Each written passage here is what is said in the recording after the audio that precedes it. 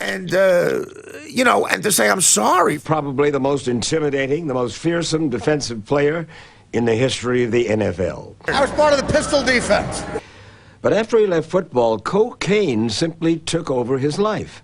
And in public, for the first time on television, he tells all about his life as a strung-out junkie, spending thousands of dollars a day, every day, on crack and women. It was a far cry from his playing days when he'd seemed so indestructible. If you were carrying the ball and saw number 56 coming at you, your number was up.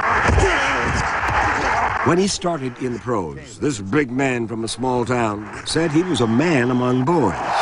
And no one gave more in a game or less at practice. How did you prepare for this year's game?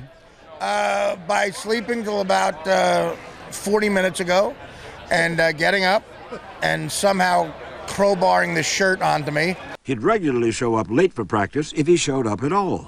After checking me up and I look like this, he goes, "I'm sorry, sir, you're an a-hole." You demanded special treatment. I'll do this to them every time if they want. And the king had a devious way to weaken opponents the night before a game. You would pay escort service. You would send women to a running back in the opposing team just to tire them out. And oh my God, she was 19 years old. She looked like a young Christy Brinkley. And Orlando and her, when I move in with Orlando, they're but they're pretty heavy, and she's almost like there.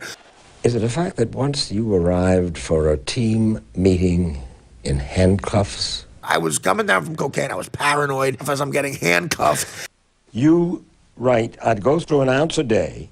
There were times I'd be standing in the huddle, and instead of thinking what defense we were playing, I'd be thinking about smoking crack after the game. It's not a healthy atmosphere. And in the fall of '98, he was arrested twice, charged with buying crack in Florida and possessing drugs in New Jersey. Listen, that's a day we got to talk about. And after your arrest, a friend said, and I quote this, "Towards him or what? It's not looking good for you." You were lying on the couch in a fetal position, hugging a pillow and crying. I'm 27 years old. I just got out of rehab. I'm in the loft, okay? I'm watching like biography on A&E. You said if you weren't an addict or a dealer or a hooker, I didn't want to know you. And I was like, oh, you know, I was trying to learn how to be social. I was one of these antisocial New York comedians. And I saw coke as the only bright spot in my future. You're right. This is kind of compelling television in my world. You're a legend. You got a ton of money. Coke is the only bright spot in your future? You could be funny and not have to do this. What are you doing?